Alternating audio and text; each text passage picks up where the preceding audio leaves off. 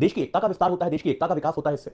Angel चकमा ने अपने उसी अधिकार का प्रयोग किया। ये त्रिपुरा में रहता था, इसको लगा कि देहरादून में पढ़ाई के बेहतर अवसर है, देहरादून चला गया। दोनों भाई, दो भाई देहरादून चले गए, वहां जाकर रहने लगे। तो एक दिन 9 दिसंबर को ये और इसका भाई कुछ खरीदने के लिए बाजार गए, सामान खरीदने गए, और वहां पर कुछ 5-6 लड़के जिन्होंने शराब पी हुई थी, वो भी उनमें से कुछ एक तो नाबालिग हैं, 18 साल से कम के हैं। तो अभी करेंगे बात इस पर, ये एक सामाजिक व्यवस्था पर ज्यादा बड़ा सवाल है। वो उनको ये दिखा और ये दोनों भाई दिखे, तो उन्होंने इन दोनों भाइयों को चाइनीज बुलाना शुरू कर दिया। चाइनीज, मोमो, चिंकी, इन शब्दों से बुलाना शुरू कर दिया। ठीक है, और ये शब्द ऐसे हैं, मैं दावे के साथ कह सकता हूं इस क्लास में ऐसे बच्चे बैठे होंगे जो हमारे पूर्वोत्तर से आने वाले भाई बहनों के लिए इन शब्दों का प्रयोग करते हैं।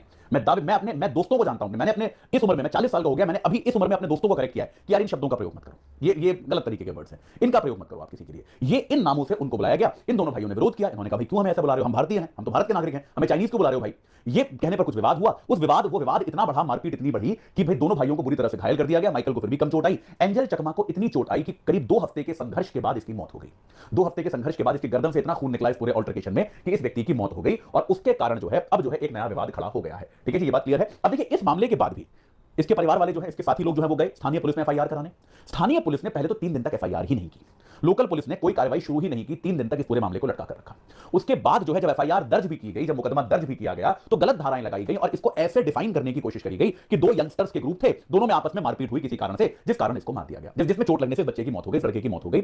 यानी कि कहीं पर भी ये जो हेट क्राइम वाला हिस्सा था कि नस्ल भेदी इस पर टिप्पणियां की गई, नस्ल भेदी बातें इसके बारे में कही गई, इनका कहीं जिक्र तक नहीं किया गया, इनको कहीं मेंशन तक नहीं किया गया। तो ये बात जो है ये यहां पर कही गई, गलत धाराएं लगाई गई, इसको युवकों की आपसी मारपीट जो है बताकर डालने की कोशिश कर दी गई। फिर जब विवाद खड़ा हुआ इसको लेकर, तब आखिरकार पुलिस ने धाराएं लगाई और इस पर मुकदमा दर्ज किया।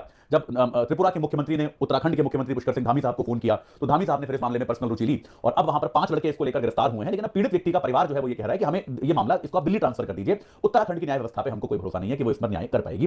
5 लोगों को गिरफ्तार किया गया है इसमें, और एक और अभियुक्त है जो फरार है, अभी शायद वो नेपाल भाग गया है, उसको ढूंढा जा रहा है कि भाई उसको ढूंढकर उसको भी हिरासत में लिया जाए। कुछ लोग जो है इसमें नाबालिग भी हैं। तो यहाँ पे 2 बड़े सवाल खड़े होते हैं। पहली चीज ये है कि अगर जो सारे के सारे जो आरोपी हैं, सारे के सारे बहुत यंग है, मतलब कुछ तो नाबालिग 18 के भी नहीं है यार, वो बच्चे हैं, मतलब वो 17-16 साल के बच्चे हैं, उनके अंदर इतनी असंवेदनशीलता और इतनी नफरत जो है वो कैसे आई। पहली चीज ये है। और मतलब हमारे स्कूल, हमारे कॉलेजेस, हम अगर अपने बच्चों को, या हमारा समाज, हमारा परिवार भी, अगर हम अपने बच्चों को इतनी संवेदनशीलता भी नहीं सिखा पा रहे हैं, तो यार एक समाज के तौर पे इससे बड़ी विफलता कुछ नहीं हो सकती कि मतलब आप अपने देश के ही व्यक्ति को, फिर आप आगे जाकर कहोगे यार ये पूर्वोत्तर में जो अलगाववाद क्यों है। अरे नहीं होगा क्या अलगाववाद? जब वो बच्चा आपके राज्य में, आपके यहां पढ़ने आया, आप उसको चाइनीज बुला रहे हो यार, आप उसको यार नस्लभेदी नाम से बुला रहे हो यार, आप उसके साथ हिंसा करके उसको मार दे रहे हो, तो अलगाववाद नहीं होगा क्या? क्या ये जो हरकतें लड़कों ने करी है ये आतंकवाद से किसी भी तरीके से कम है? मैं नहीं मानता आतंकवाद से किसी भी तरीके से कम है। जितना नुकसान इस देश को आतंकवादी पहुंचा रहे हैं, उससे ज्यादा नुकसान तो इन लड़कों ने पहुंचा दिया। आपको क्या लगता है इसके बाद अब जो है इसके आसपास के लोग आएंगे, इसके आसपास के लोगों का भारत के जो बाकी मेनलैंड इंडिया जिसे हम कहते हैं, वहां पर जाने में कॉन्फिडेंट महसूस करेंगे, उसको अपना देश मान पाएंगे वो? आप एक तरफ से हम ये मांग तो करते हैं कि पूर्वोत्तर के लोगों को यार अपना देश मानना चाहिए, आपने परिस्थितियां बनाई वैसी, आपने ऐसा उनको सुरक्षित महसूस कराया कि उसको अपना देश मान पाए। और मैं ये बात इसलिए कह रहा हूं क्योंकि ये न्यूज मैंने शामिल भी इसलिए करी, मैं देखता हूं बहुत बार, मैं ये देखता हूं कि भाई इस बात को समझिए कि यहां पर इस क्लास में बैठे बहुत लोग होंगे जो कैजुअली इन शब्दों का प्रयोग करते हैं पूर्वोत्तर से आए लोगों के लिए। मत कीजिए। तो भारत में क्या है, पूर्वोत्तर राज्यों से आए लोगों के साथ ये नस्लीय भेदभाव कोई अनोखी बात नहीं है। मकान नहीं मिलते उनको, घर नहीं मिलते उनको आसानी से। मैं दिल्ली में मैंने अपनी आंखों से देखा, उन्हें घर नहीं मिलते आसानी से, तो बहुत तरह की दिक्कतें आती हैं उनको चलते फिरते। मैं दिल्ली में जब मैं यूपीएससी की तैयारी करता था, तो यार वहां बहुत बड़ी संख्या में पूर्वोत्तर क्षेत्रों से आए बच्चे भी रहते थे। दुकानदार, दिल्ली के नॉर्मल दुकानदार, वो इन नामों से बुलाते थे, मेरे सामने बोलते थे अरे वो देखो वो आ रहा है, ऐसे करके।